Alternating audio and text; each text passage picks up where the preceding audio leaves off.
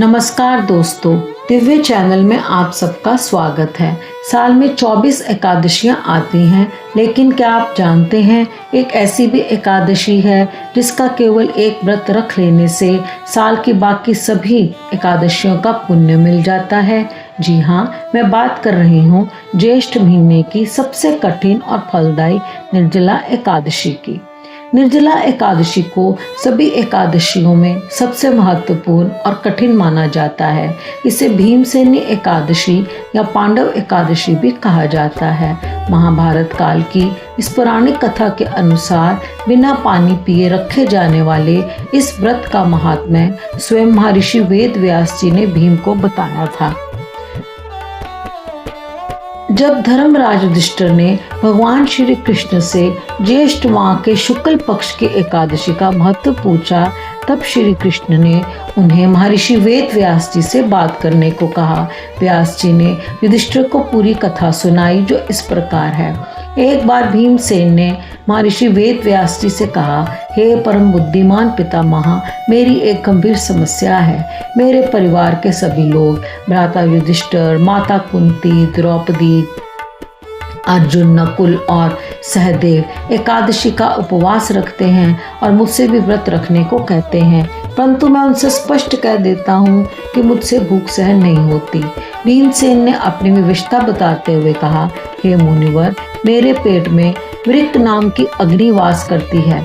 जब तक मैं पर्याप्त मात्रा में भोजन ना करूं, वे शांत नहीं होती। इसलिए महीने में 2 बार व्रत रखना मेरे लिए असंभव है। कृपा करके मुझे एक ऐसा उपाय बताइए जिससे साल में केवल एक दिन व्रत रखने से ही मुझे सभी एकादशियों का पुण्य मिल जाए और मेरा कल्याण हो सके। भीम की व्याकुलता और नरक के भय को देखकर व्यास जी ने कहा, हे भीमसेन, यदि तुम स्वर्गलोक की प्राप्ति चाहते हो और नरक से बचना चाहते हो तो ज्येष्ठ मास के शुक्ल पक्ष की एकादशी का व्रत करो।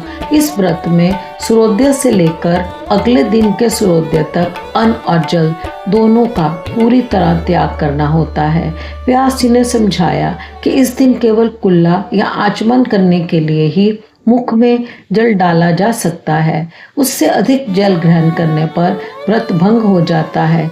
जो मनुष्य इस कठिन नियम का पालन करते हुए निष्काम भाव से भगवान विष्णु की पूजा करते हैं, उन्हें वर्ष भर की सभी एकादशियों का फल केवल इसी एक व्रत में मिल जाता है। व्यास जी के वचनों को सुनकर भीमसेन इस व्रत को करने के लिए तैयार हो गए।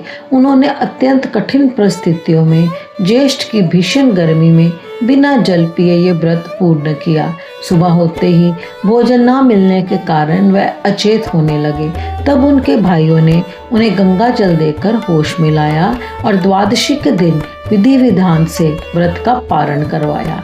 चूंकि ये व्रत भीम ने किया था, इसलिए इसे भीमसेनी एकादशी भी कहा जाने लगा। इस दिन केवल कथा सुनना ही काफी नहीं है, बल्कि कुछ विशेष कर्मों का पालन अनिवार्य माना गया है। दिन भर मन ही मन या माला पर ओम नमो भगवते वासुदेवाय महामंत्र का जाप करते रहना चाहिए। ज्येष्ठ मास की भीषण गर्मी के कारण इस दिन पानी से भरा हुआ मिट्टी का घड़ा, शक्कर, पंखा, छाता, वस्त्र और जूते चप्पलों का दान करना बेहद शुभ और फलदायी माना जाता है। एकादशी की रात को कोशिश करके सोना नहीं चाहिए। भगवान कृष्ण या विष्णु के भजनों और कीर्तनों के साथ रात्रि जागरण करने से व्रत का पूर्ण फल मिलता है। सर्वश्रेष्ठ पुण्य मान्यता ये है कि इस एक व्रत को करने से बाकी सभी एकादशियों के व्रत छूट जाने की भूल भी क्षमा हो जाती है।